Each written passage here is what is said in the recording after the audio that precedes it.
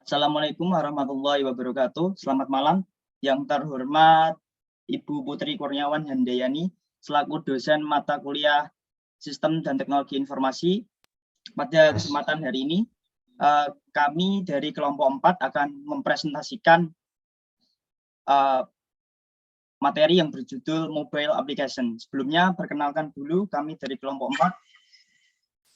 Saya sendiri Fernando Chandra Yulianto dengan NIM 2021-53090.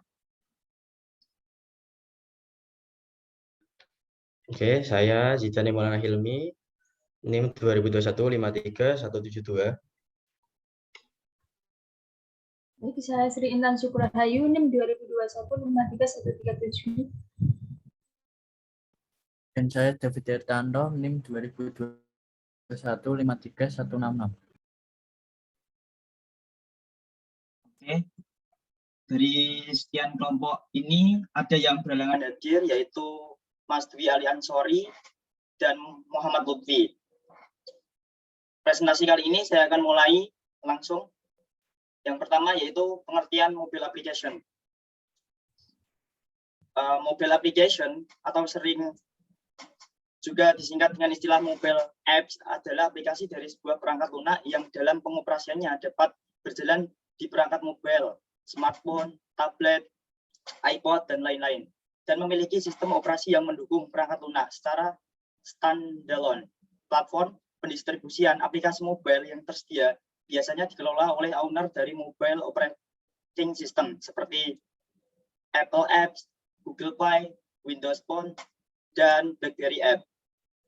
Aplikasi mobile dapat berasal dari aplikasi yang sebelumnya telah terpasang di dalam perangkat mobile maupun juga yang dapat diunduh melalui tempat pendistribusiannya. Secara umum, aplikasi mobile memungkinkan penggunanya terhubung ke layanan internet yang biasanya hanya diakses melalui PC atau notebook.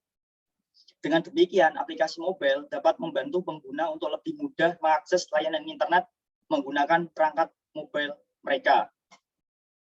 Dibandingkan dengan mobile phone terdahulu, smartphone dan tablet PC menawarkan berbagai fungsi yang jauh lebih luas. Aplikasi mobile semakin banyak digunakan untuk pengelolaan berbagai tugas dalam kehidupan sehari-hari. Saat ini lebih dari 900 aplikasi telah tersedia di Apple Apps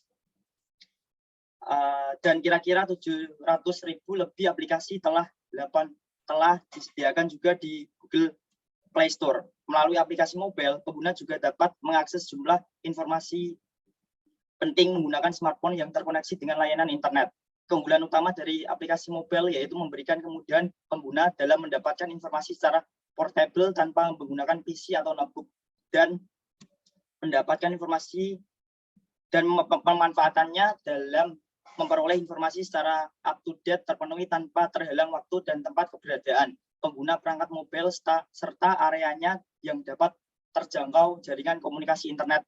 Selain itu, akses pada sebuah website dapat dilakukan melalui aplikasi mobile menggunakan perangkat mobile pengguna. Materi selanjutnya akan dijelaskan oleh Mbak Intan. Materinya saya persilahkan. Yang B yakni manfaat kegunaan mobile application atau yang istilah bahasa Indonesia adalah aplikasi presensi. Yang pertama yakni minim kecurangan.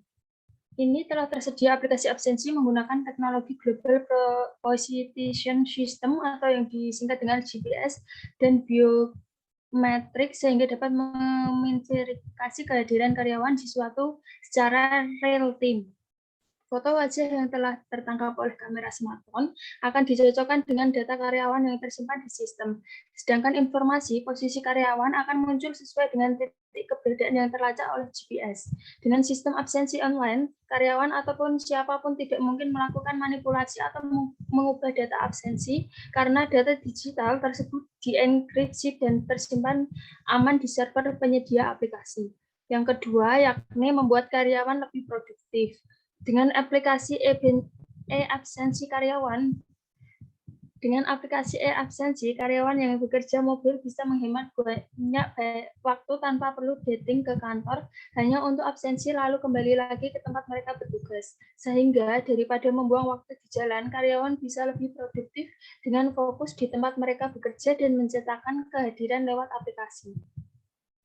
Yang ketiga, yakni lebih efisiensi dari segi biaya.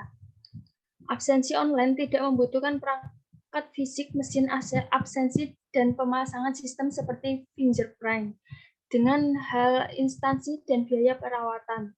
Dengan e-absensi, kamu cukup mendaftar, mengunduh aplikasi, dan menggunakannya lewat smartphone berbasis iOS, Android, dan iOS.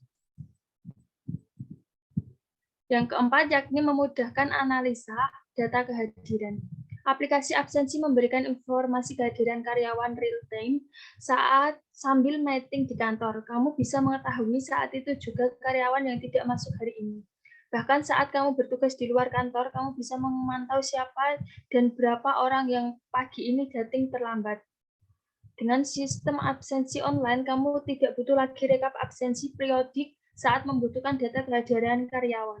Informasi real-time saat berguna jika tidak ingin menganalisa data absensi untuk mengambil keputusan yang sifatnya mendesak. Yang selanjutnya yakni akan disampaikan oleh Mas Zidan. Kepadanya saya persilahkan. Mohon maaf, ini sebelumnya materi selanjutnya akan dijelaskan oleh Mas David. Sebelum itu, presentasi kali ini membahas aplikasi presensi, penerapan pada aplikasi presensi. Oke, kepada Mas David, saya persilahkan untuk menjelaskan materi selanjutnya.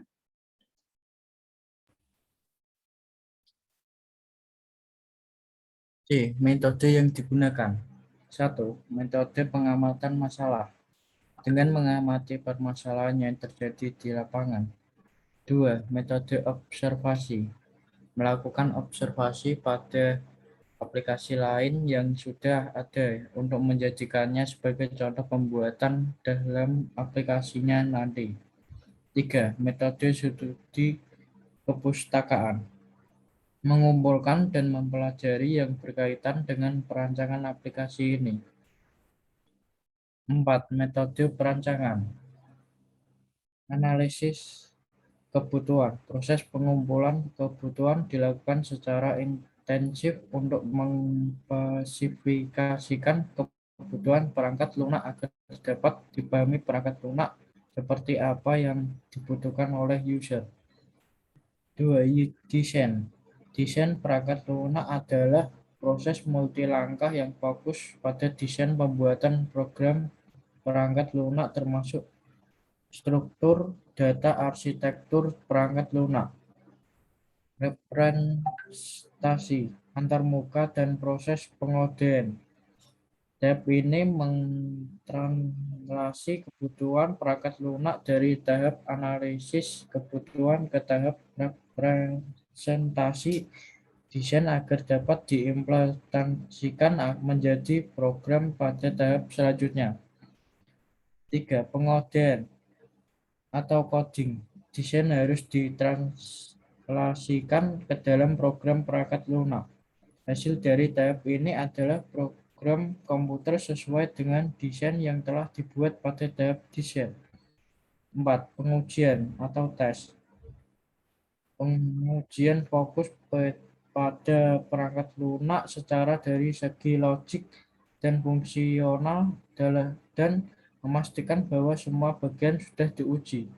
Hal ini dilakukan untuk meminimalisir kesalahan atau error dan memastikan keluaran yang dihasilkan sesuai dengan yang diinginkan. Dan selanjutnya akan dibaca oleh Mas Zidane.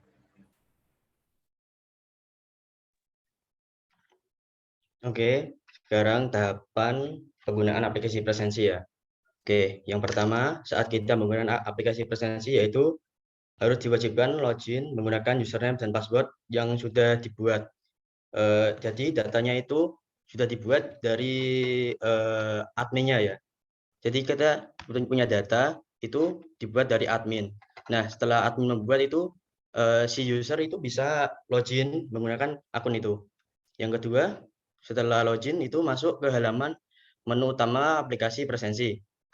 Di dalam menu itu ada pilihan, untuk pilihannya yaitu ada absensi masuk, terus daftar riwayat, dan juga lokasi tempat dia absen. Yang di bawahnya juga ada itu 3 widget untuk mengetahui jam berapa dia masuk, terus jam berapa dia pulang, dan berapa jam dia kerja. Untuk yang ketiga, untuk absen, yaitu menekan tombol absen yang ada di tengah. Yang keempat, kemudian mengisi data form absensi. Yang kelima, dalam pengisian tugas keluar sendiri ada pengisian tugas keluar yaitu file. Jadi kalau ada user atau karyawan yang bertugas keluar perusahaan atau dinas keluar, itu harus mengisikan file surat tugasnya.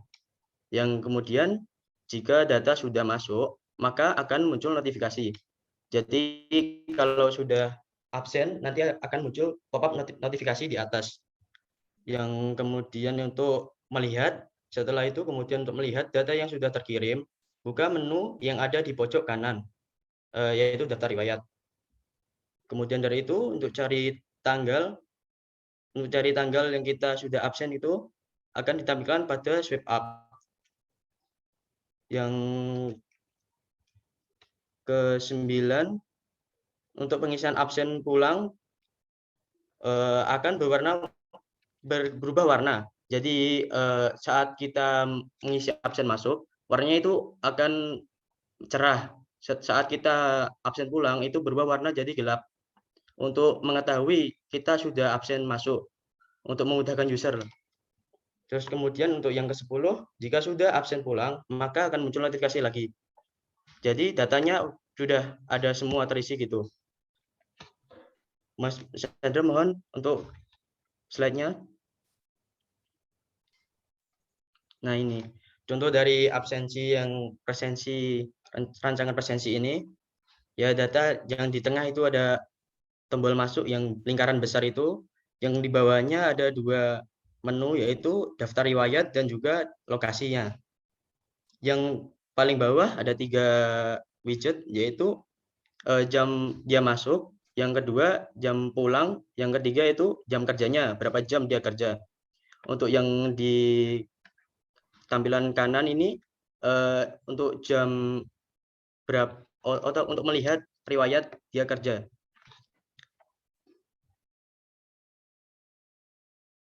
Yang untuk ini selanjutnya itu ada hasilnya sama daftar riwayat. Oke, demikian presentasi yang bisa saya sampaikan dari kelompok 4. Apabila ada pertanyaan bisa ditanyakan lewat WhatsApp yang sudah ada di grup Sistem dan Teknologi Informasi. Apabila presentasi kali ini ada kesalahan kata maupun tingkah laku, mohon bisa dimaafkan yang sebesar-besarnya. Terima kasih. Wassalamualaikum warahmatullahi wabarakatuh. Waalaikumsalam warahmatullahi wabarakatuh.